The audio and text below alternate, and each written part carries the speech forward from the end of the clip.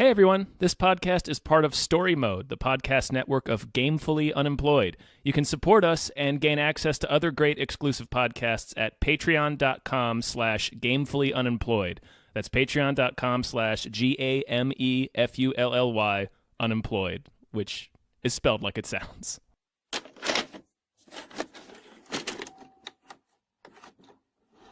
Hey everybody! Hey everybody! I'm David Bell. I'm Tom Ryman. And we just watched Rampage. Rampage.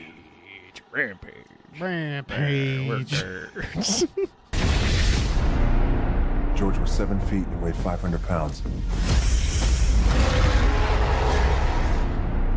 George, you okay, buddy? You're scared. It's okay.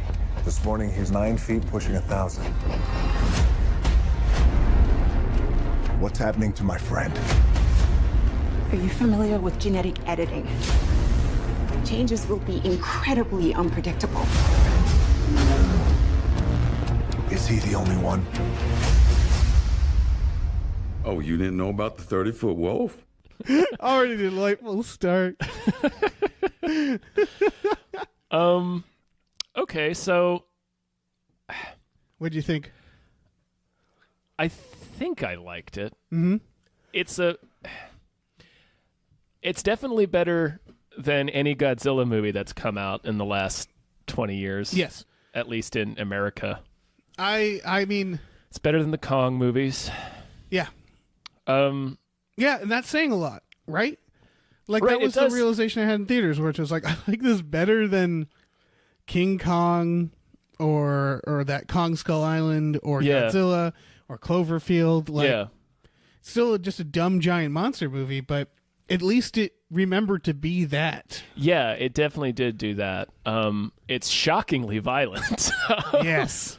Which is pretty great, and I think that actually helps it, because a giant monster movie, it's like you get so...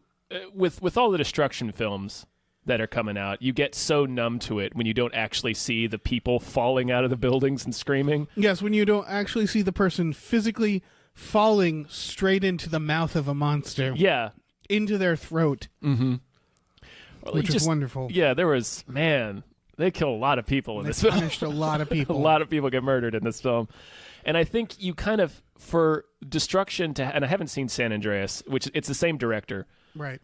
Brad Payton, I think his name. San Andreas was not this violent. Okay. So I was going to say, I'm not sure if he did the same thing in that film, but like definitely when you're doing a destruction film like this, it helps.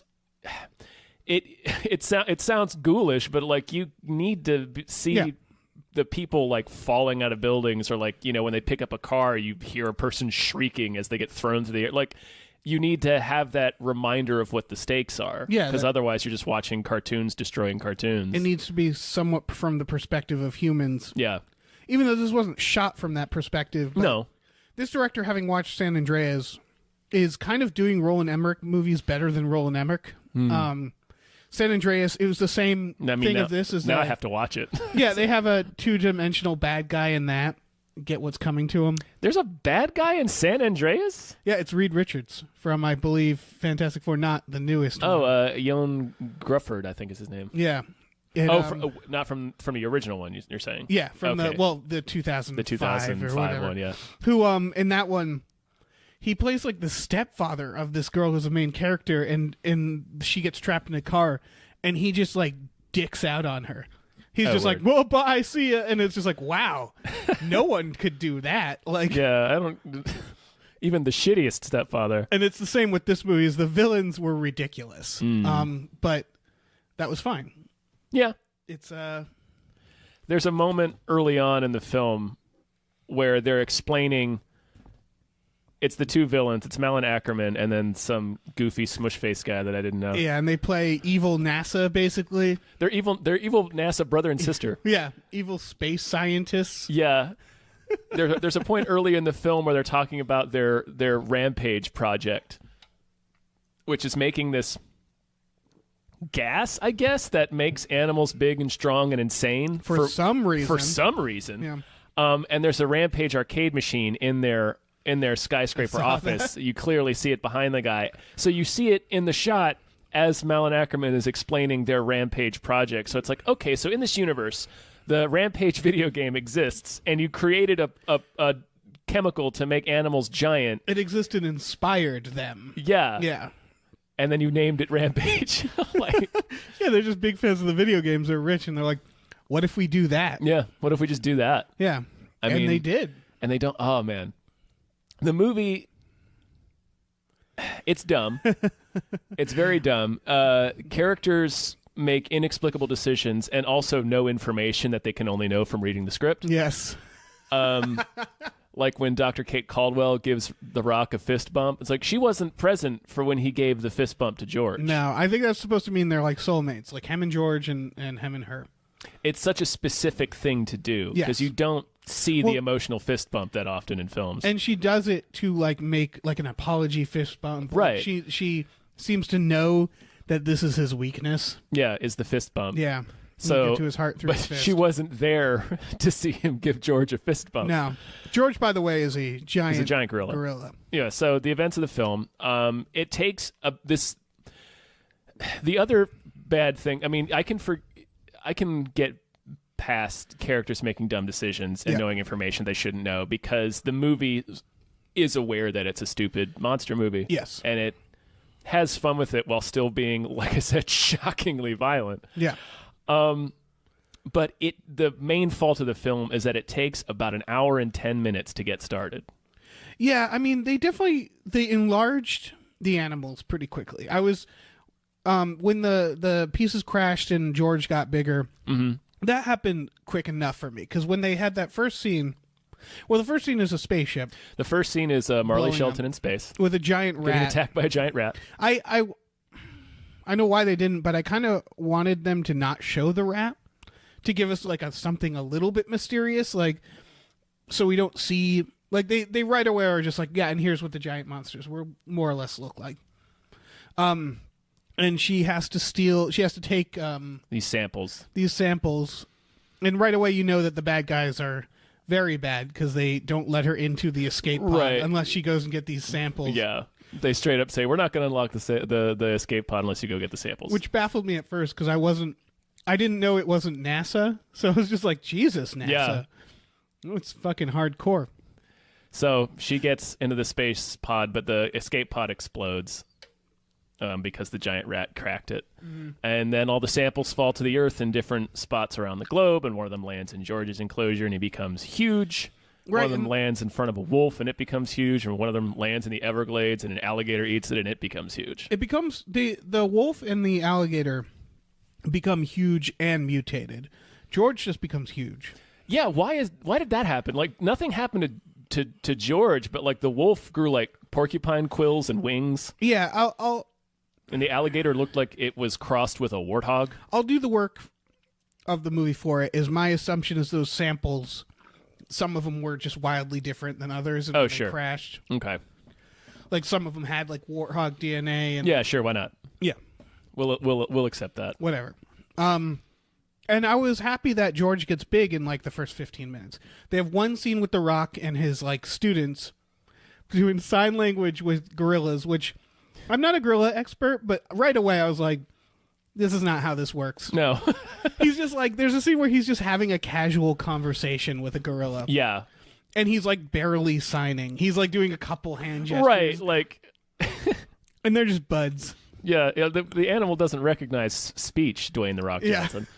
Like you can't continue speaking to him when he's not looking at you. He doesn't know what you're saying. Yeah. And there's like another gorilla there too, just like minding its own business and he's just hanging out, talking to them like they're people. It's a baffling opening sequence. Yeah. And then we never see any of those characters again. Like they take a long time establishing all the people he works with at the San Diego Wildlife Preserve. And then we never see any of them again. Right. And they do that again with the military team. Yeah. Where they give them like a nickname and they establish the characters and their relationship, and then they just murder them all. Right, and it's Big Dick Ritchie. It's Joe Manganiello. I don't know how to pronounce his name, but from Magic Mike. And it's like he gets like a character introduction. Like it's a tracking shot of him getting out of a Jeep, and then we follow him all the way into a helicopter. It's like a badass hero introduction. And then he gets killed like really quick. Yeah, the wolf kills his whole team. Yeah. And I thought, like, okay, he's going to go after them as revenge. And then, nope, he's immediately eaten. Yeah.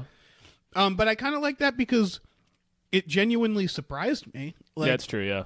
I didn't think that was going to happen. So that counts for something. That wolf was frightening. Yeah. The wolf was out of control. I liked the monsters. Oh, yeah, the monsters are cool. Like the scene where you see the wolf is on the freeway, and it's just digging its face into a bus, eating people.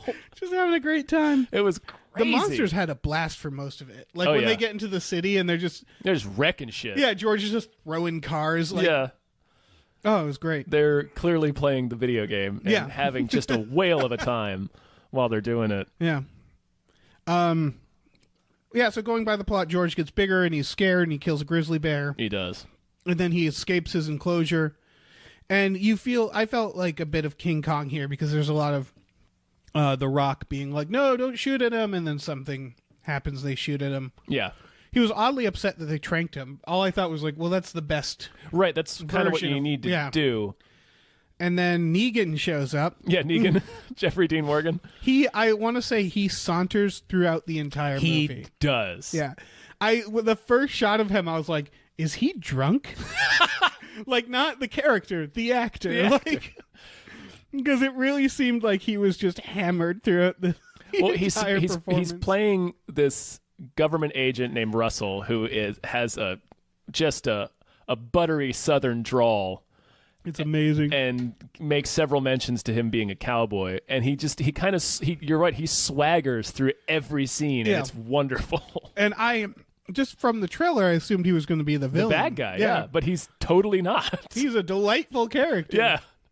He just rolls with things. Yeah. He's just like, all right, I'm going to help you guys out. And it's weird they have this through line where we're introduced to his character, and he's not unreasonable, and then he just explains the situation for them, and then he like genuinely apologizes to The Rock, where he's like, I'm sorry this has happened to this gorilla that you care about. Yeah, and then later on, like The Rock's like, well, you're an asshole, but I had to save you. Even assholes deserve a second chance. I was like, has he proved himself to be an asshole? Right. Well, he's kind of a prick. The way he said everything sounded like he was telling a joke. That's true. Like he found everything funny. Yeah, he was very delighted by when he situation. outed that lady for not working for the company. Right. The Rock. I don't know her name. There was a Doctor. I said it earlier. Yeah. Kate. It's Kate something. Kate Caldwell. Okay. She comes to The Rock and says that she works for the evil company that made them big, and that she can cure it. Yeah, and it turns out that she can't, and she got fired and went to jail. And The Rock's like briefly mad at her for like maybe 10 minutes. Between he gets mad at her and then a plane crashes. And then a plane crash. Like George goes, pardon the pun, ape shit on this plane. And then the plane crashes. Not a bad plane crash sequence. No, I enjoyed it. There was points in that plane crash sequence where I was thinking like, how are they going to get out of this? Yeah, I was like, I genuinely don't know how they're going to get out of this. Yeah, and the plane crashes because the evil brother and sister, they're ridiculous. They're straight out of Hudson Hawk. Like, that level of evil. Of inexplicable siblings. Decisions, too. Yeah, what were they doing? They never attempt. Look, they turn on a giant radio antenna on the top of, I think that was the Sears Tower where their office was. No, the Willis Tower, it's called. And I think we see the Willis Tower in some of the shots of the other tower. Oh, okay. I think Chicago has like two towers that look very similar, and they're both very tall. And I think, actually it could have been that tower. It's one of those two. I got you. Yeah. Well, anyways, they have this radio signal beaming from the top of their skyscraper that's drawing all the animals in, and then Malin Ackerman's like, okay, we're going to draw them in with a radio signal, and then we're going to dope them up with the thing that makes them stop raging, and then when the government kills them, we'll harvest them for samples. Right. But then they don't do any of that. No, in fact, they make no attempt to use the antidote. In fact, they stop them from using it. Yeah. That was baffling. Like, their plan was, let's lure the monsters, and as soon as the monsters get to Chicago, they're like, well, it's time to load up and get on the helicopter. I was like, what? Did you forget what your plan was? Yeah, it was amazing. You explained it to all of us. The Rock and his buddy fly to the building because she's just like, sure, they must have some sort of chemical to reverse it, and they find it by just digging through one room. Mm-hmm. And she keeps seeming very shocked that the security won't let her through. Right, when we know she was fired and imprisoned. she like tries to open a door and it's like, oh, it's locked. And then later she tries to use her thumbprint and she's like, it's not working. You haven't been employed here for 2 years. Yeah. And you went to prison. Yeah. Like they're not, your security clearance, I will guess, has been revoked. Yeah, they're going to wipe those files. Yeah. You're not going to be able to just walk into the building, although they do just walk in. Yeah. Well, there are other things are going on. That's true. That's by this time the monsters are all over the place. Yeah. And so like they find the cure and then the villains show up with a gun and they're like, not so fast. Give us that. And then I liked this beat because the brother's like such a goofball. And he's just like, you know, he's saying, all right, you guys are coming with us. And The Rock says, that's not happening. Yeah. And Malin Ackerman's like, can I see that, please? She takes the gun and just shoots him immediately. Shoots The Rock, which turns out has no consequence. Matter. Yeah, it drops him. Like, it seems like he is dead. At that point, I thought, oh, is he going to be dying? And she's going to have to give him the chemical and turn Rock and he's going to be a giant rock. It was like, that's going to be fucking great. Instead, he just shows up in the next scene, and she's like, how are you? And he's like, yeah, I'm fine. It didn't seem to hit any vital organs. I'm good. And he, like, occasionally holds his side, but, like, for the rest of the movie, it doesn't matter. He's been shot through the stomach. He's invincible. He really is. They crash a helicopter. He then proceeds to crash a fucking helicopter. Yeah, the building collapses, the skyscraper collapses, and they survive because The Rock gets into this helicopter that is also broken. Its tail is broken off. He's like, no, it's okay. If we just get enough lift as it's falling, we'll be fine. And it's in a flat spin. Yeah. Flies off the building and then just crashes into the street, and they're both fine. And they both just get out from under it, and The Rock goes, I need a drink. Yeah.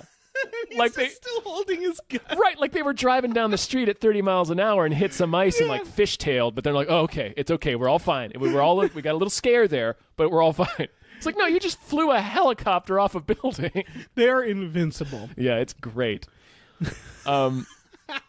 It's very dumb. God, but I really enjoyed it. Yeah, it was fine. Like it was. You're right. He's out Emmeriching Roland Emmerich. Yeah.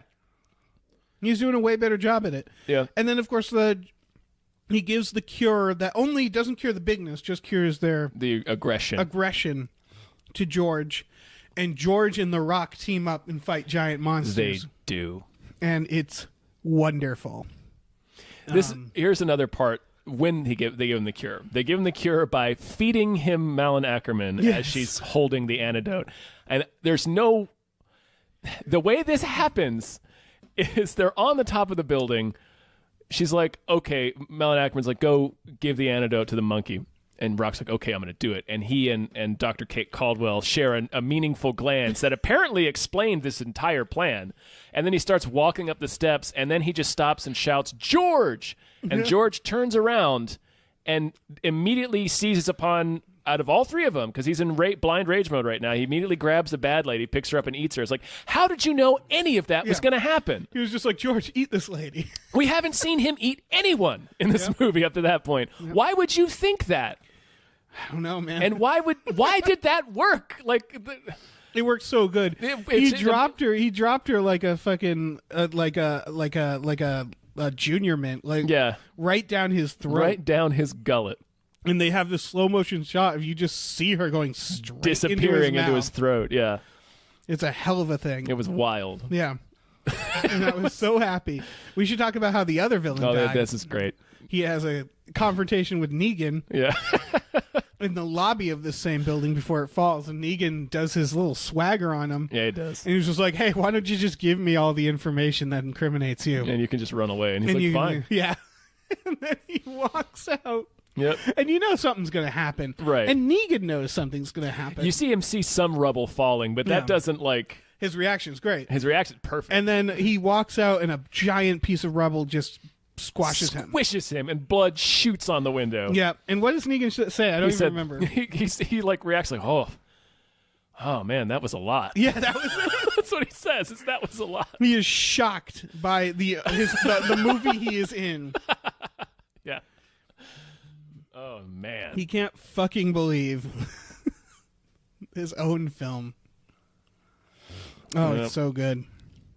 See, I really enjoyed this. And, I mean, we've already kind of blown through the plot here. Yeah, it's pretty... I mean, pretty straightforward. Yeah, my main complaint, really my only complaint, like I said, is it seems like the movie is an hour and 10 minutes of build-up. Right. It takes a long because we're like halfway through, we're still getting introduced to characters. Yes. And then it's like the whole point is to get the monsters into the city. And I mean, it doesn't just like once they get to the city, we still get like a solid half hour of city destruction and maybe even 40 minutes. It's a while. But I know the first part started to drag for me. Yeah, it was definitely a point where I get it. They probably thought like, well, we need characters. We need things to happen. We can't just have an hour and a half of city destruction. Yeah, that's true. But the movie could have been shorter. They could have cut some of the middle. Yeah. We didn't need the conflict between The Rock and that lady. It's that thing of like screenwriters, like you're writing a story, you want to have some sort of conflict. But I didn't care about it. Yeah. I just needed destruction. We should talk about the ending. I really enjoyed how the final ending, because watching the trailer for this, one of the first things I thought was like, oh, they're gonna King Kong this monkey. Like, you can see in the trailer a lot of The Rock being like, no, don't shoot him. So I thought like, oh, this is gonna end in a tragedy. And the ape does get stabbed through the chest, and then with a seems giant to die. bar. Yeah, and seems to die. Well, I mean, on top of that, he gets really punished by the alligator's huge. Yeah, like, that alligator is a fucking monster. The way they grew was not relative to their original size. No, it's not. No, it's just whatever. They just like rolled some dice. I don't know. Yeah, but and I guess before George dies at the end, they establish something at the beginning, which is that George has a funny sense of humor, and he like pretends to almost kill one of The Rock's like assistants or students, and he finds out that he's just fucking with him, and he's like, oh, he's got a weird sense of humor, which again, I don't think gorillas have that kind of complex humor. That's fine, but whatever. And then he flips The Rock off, and it's like, oh, that's cute. And then at the end, he dies. George dies, and he's slumped over, and you'd think like, oh, okay, this has got to be a callback. And then it goes on for a while. Like he accepts he's dead. Yeah, I thought he was moves dead. on, and you're like, oh God, he's really dead. And then it turns out that he is faking. He is death. pretending to be dead. He's being a real shit. Yeah, that's a real shitty thing to do.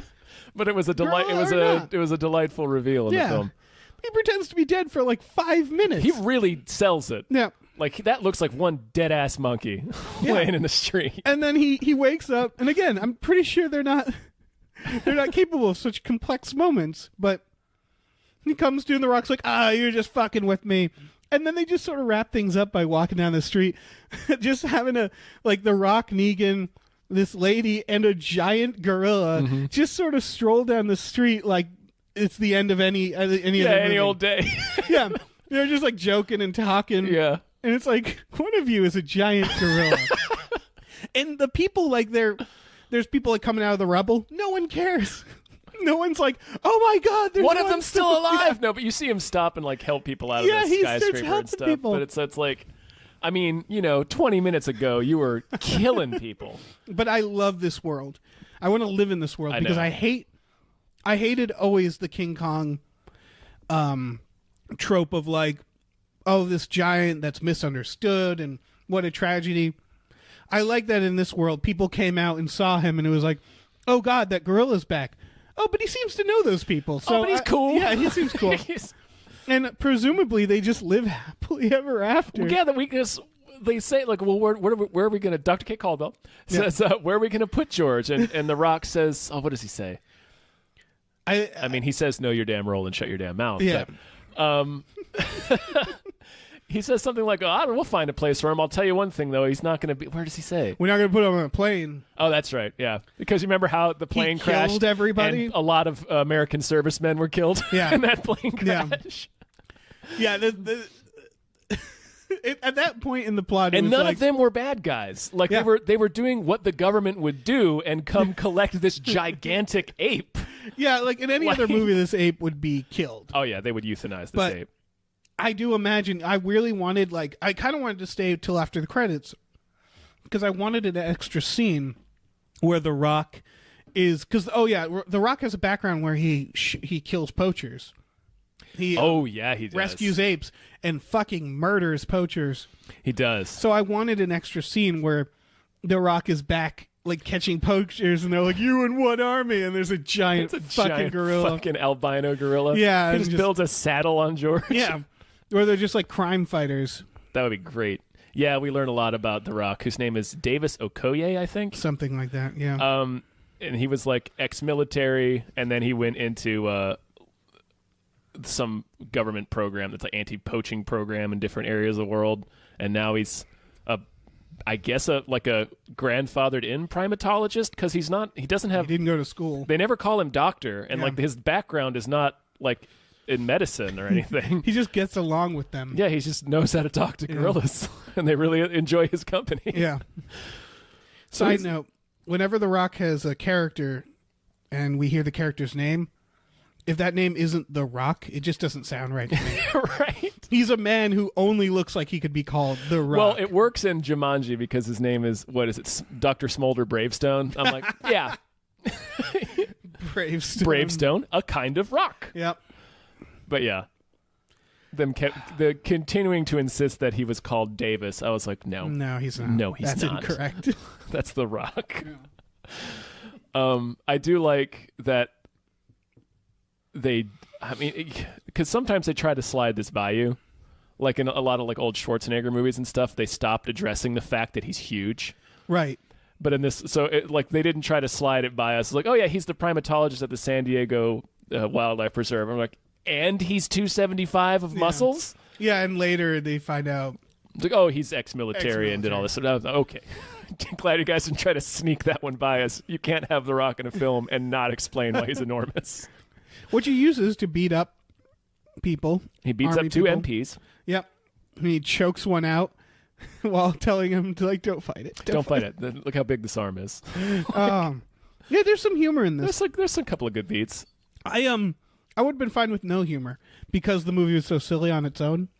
Like, well, there were a few humor points, like that beginning where, like, that lady totally wants to fuck The Rock, and, like, one of his students is all, like, trying to play up his own experiences. And yeah, like he was trying to talk about how he was in, like, Blood Diamond. Yeah, all that shit was like, nah, I don't need this. That guy's Jack Quaid. He's Dennis Quaid and Meg Ryan's son. Weird. Mm-hmm. So that's what that looks like when those two have a kid.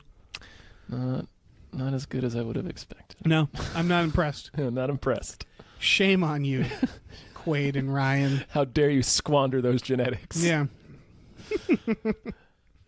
Oh man. Yeah, maybe he's the Randy Quaid of their children. Yeah, maybe. Because you look at Dennis Quaid and then you look at Randy Quaid, like, man, something happened there. Anyways, yeah, it's. I don't know. I was initially disappointed that the movie wasn't a straight comedy because I figured, why else make a Rampage movie? Right. Make it just a straight comedy. I stand by but the then version I wanted. Then it could have gone in the direction of Emmerich's Godzilla. Yeah. Well, that's the thing is when a movie tries too hard to wink at you, sometimes it goes wrong. You know? And so I like a movie that lets us laugh at it while not trying to be like, yeah, we get it, right? We're so funny. Right. Yeah, like I don't like, it's the Hawkeye moment. Yeah. Like you can't, like that's too much. Like, yeah, you can't have somebody in the movie being basically looking at us and telling us how stupid this all is. Like, yeah, we know it's ridiculous, but like the fact that everybody in the film is like kind of committed to selling how serious it is, except for Negan. Yeah. Yeah, Negan's just... makes it work. Yeah, it's like it's like Nicolas Cage movies where Nicolas Cage had an interview where he said like, yeah, no, I get it. It's silly. Like the things I do are silly. But in his movies he doesn't he's not playing it in a way that's like telling you to go fuck yourself for watching the movie. Yeah, yeah. And that's what this movie is doing successfully. Yeah, I appreciate that. Yeah, the humor in this wasn't like, look how silly we are. It was just attempts at humor. It was, yeah, I don't know.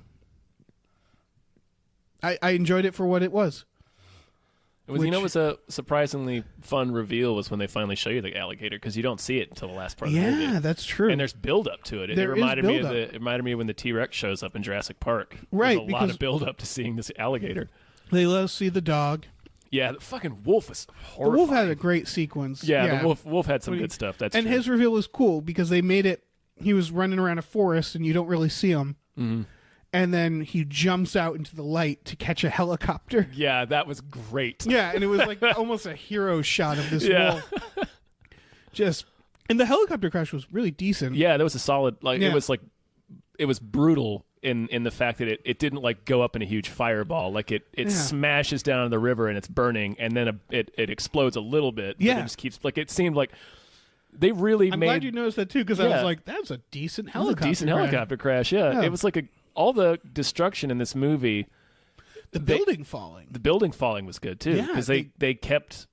They stretched it out. They treated it like Yeah, when they're on the as ground, a it big looked fucking like deal. fucking 9/11, like Yeah. with all the ash and everybody's covered in ash. Like it's like It was intense. They remembered to keep by having the human casualties constantly in play. It like kept the stakes. Yeah, sort of. Except the Rock. We know the Rock's Being invincible, invincible. but like you're not numb to all the destruction. Like because people are being flung from these buildings and shrieking as they fall to their death. Right. Yeah. So it's like you can't get like numb to it because you're like, oh god. Yeah.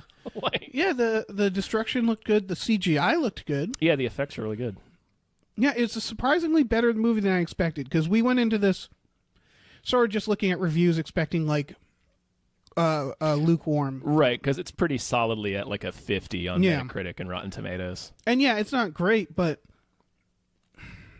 I enjoyed it better than like Godzilla was a mess to me. Yeah, Godzilla's a bad movie. It took it way too seriously. It didn't show us Godzilla much. No. It got rid of Bryan Cranston. There's a lot of reasons that movie just completely missed the mark. Kong was fun, Skull Island? Skull Yeah, Island. I didn't mind Skull but the Island. dialogue was sort of insane at times. Yeah, And that felt like it couldn't tell what its tone was going to be. it kind of went back and forth. Yeah. We were talking about John C. Reilly's role in that film on the way home and how it was clear in a lot of parts in that. I guess they decided to lighten it up a little bit more because it's clear that they just had him do some ad-libbing. Yeah. And So- it just pure like Talladega Nights John C. Reilly ad-libbing. Yeah, so it felt like at the last minute they got scared. Or because, who was originally cast as that character was Michael Keaton. Oh, okay. And so he would have played that character very differently. Very differently. Still probably kind of funny. Probably kind of funny, but it would have been a little more, I think a little more like chilling. Yeah. Or like just, you would really get the sense of this is a guy crazier. who's been, And then alone on this island. they open up it's part of a cinematic universe. Yeah, and this movie doesn't do that. And this movie, yeah, that's what I liked about it is that it felt very old school. It Yeah. felt, Yeah, there could be a sequel if we want to do one, but there doesn't have to be. yeah. And it's stupid, but not winking at the audience stupid. It's not, yeah, I don't know. I can see how people might not like it because it's not like movies normally are now. Yeah. It kind of feels like the Tomb Raider movie where it belongs to a different era. Yeah, definitely. This feels like an 80s, 90s movie. Yeah. But that's why I enjoyed it. Yeah, I liked laughing at this movie and how silly and weird it was. Yeah, it was a great fucking Negan, man. He was out of control in this movie. Negan, what an actor. Yeah. We now know that's pretty much all that actor can do, right? Is like just this smirking weirdo who hasn't shaved. Yeah. Either that or they're just like, just give us Negan. Like they just hired him and he was like, no, I can do other Well, I things. mean, even the comedian's kind of similar to Negan, too, from Watchmen. Is he the comedian? Yeah. That explains a lot. Yeah. Yeah. Yeah. So I mean, those are the. I mean, he was also the dad on Supernatural for the first season, but I did not watch that. yeah, it was delightful. Yeah. Yeah, shit. I'm trying to think of what else I want to talk about. Yeah, I like that This might be a shorter episode than usual. It might be. I'm trying to think of what else there is to cover. I like that this movie was able to be dumb and fun in a way that wasn't insulting to me as I watched it. Like it didn't. It's a very fine line, I understand, and I may not be making myself clear when I try to explain it, but there's a way to have fun with your movie and be like in on the joke without calling the audience an asshole for watching it, Right. if that makes sense. Like, Well, without being insecure. yeah. Man, yeah. Because they could have easily done video game references, and all they did is they put the game. They put the game in the background. They could have easily, yeah. It's early enough in the film that I was like, that's a bad sign. Right. But then as the movie went on, I'm like, okay, I'm here for this.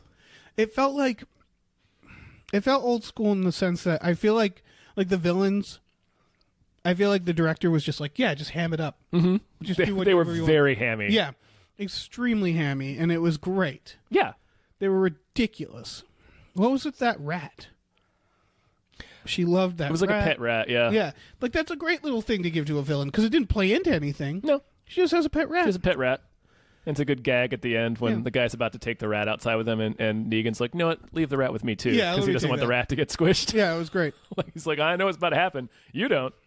And they're really bad villains. Like they're really bad because the FBI just raids them. Yeah. And they're just in trouble, right? Like, right, yeah, they're gonna go to prison. Yeah, like you can't. I thought at that point, like they were sort of trying to pin it on that lady, the lady, Kate Caldwell, Dr. And Kate Caldwell. I thought like, oh, is this gonna be a thing? Like they're gonna go after her, and the villains they're gonna have to stop the villains. Mm-hmm. The villains really didn't play into it that much. No, they stay in their building for the entire film. Yeah, and then they die the second they go outside. We didn't really need them, but I was not happy. Really, to have I'm glad they were there. Also, they did. It was. I mean, those two actors did a good job, and it's clear that they had fun with it. Like it was neat to see Malin Ackerman play like a stone cold woman, a stone cold villain, and then like her brother, who's the actor I don't know, is just like the goofiest goofball. Yeah. Like eating a Pop-Tart wrapped in a handkerchief. Oh, yeah.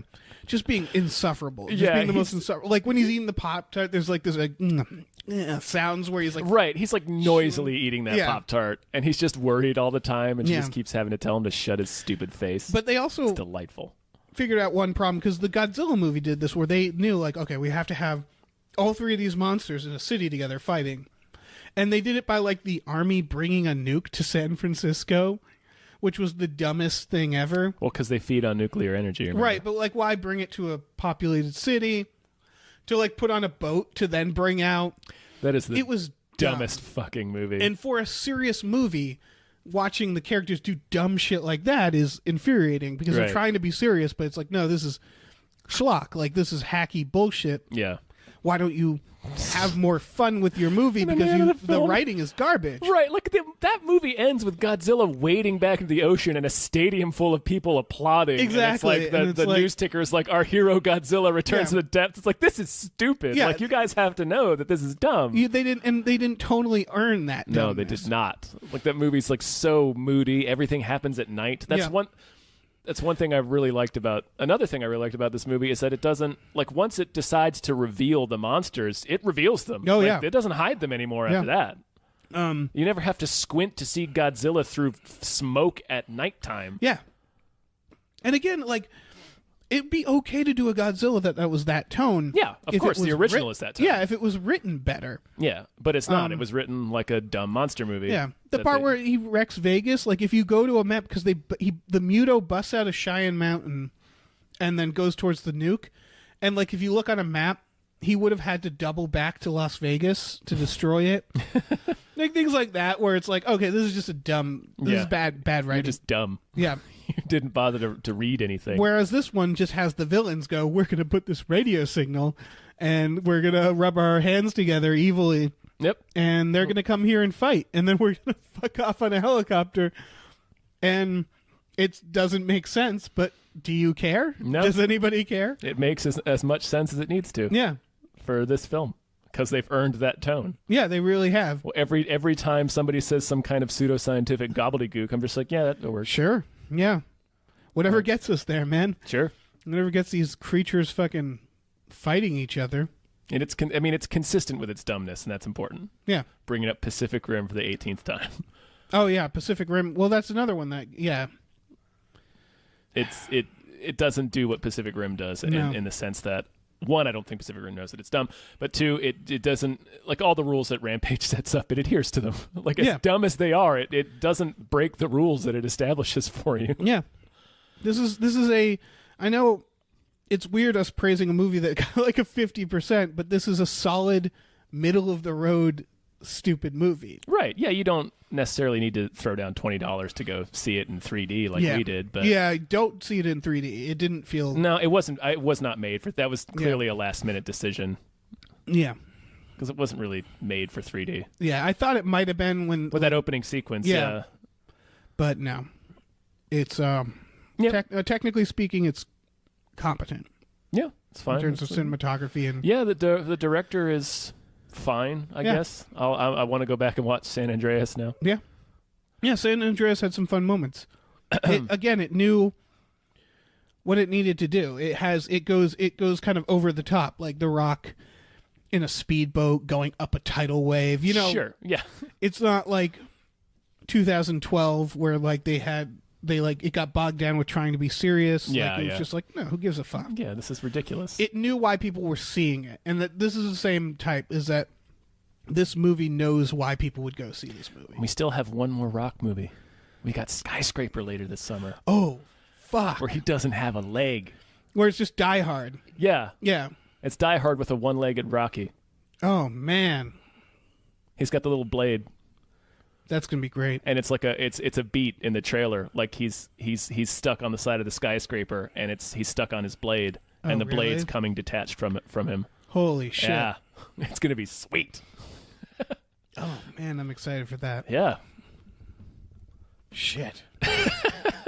The Rock, you are Man, so The Rock, you good champion. At what you do. You people's champion. Yep. Yeah. Oh yeah, I did want to say this was my fantasy film for this, which I still want to see get made. Because the Rampage video game, it's people who turn into giant monsters. So when you lose, you shrink down into into a person, and then the other players can eat you if they decide to. Right. So this, I really wanted when I first heard there was Rampage with The Rock, for him to turn into a giant monster and it to be mocap. And then if you got The Rock in there, might as well get other wrestlers. You know, get Stone Cold in there, get Triple H, and just mocap them all fucking wrestling and turn them into giant monsters. And yeah, have somebody get pedigreed through a skyscraper. Yeah. Stone Cold Stunner with two 300-foot tall monsters. That would be incredible. How great would that movie be? Fucking rock bottom somebody right into the ocean. Yeah. Oh, God. Yeah, and they could still make it, the sequel. Sure. Just get Stone Cold in Rampage 2 and have him and The Rock fight as giant monsters. And it would be great. Wrong. What do you have to lose with a movie like that? Really nothing. Holy shit. Spend $80 million on it. Yep. You'll make that back. Yeah. Oh, yeah. We'll push it for you. Yeah, definitely. We will sing its praises for the next 2 years until it completes production and is released. Yep.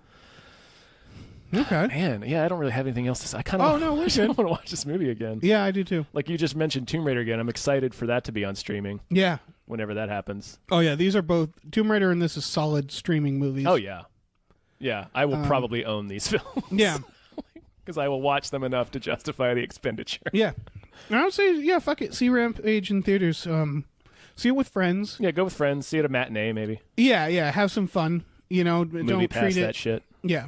Don't treat it like a big night out. Yeah. Because you might be bummed. Well, I mean, if you just treat it like the stupid film that it is. Right, yeah. Yeah, I don't know. Actually, you know what? You could treat it like a big night out. Yeah. Go get some fucking pizza or whatever. That's a big night. A big night? Go get some pizza. Go to Pizza Hut. Go to Pizza Hut. That would be a perfect evening. Oh, that would be. Go to Pizza Hut and then go watch Rampage. Oh, yeah. Fucking straight out of the 90s. Yeah, definitely. Yeah, that's go like have a that's pizza. That's a birthday weekend. Yeah, for go me. have a Pizza Hut birthday with all your friends. I don't care how old you are. Yeah. Go see Rampage and maybe go roller skating afterwards. Mm-hmm. And then you go home for the sleepover portion and you play Rampage. Yes. You got yourself a night. That's a whole evening. That's what I want to do with my weekend.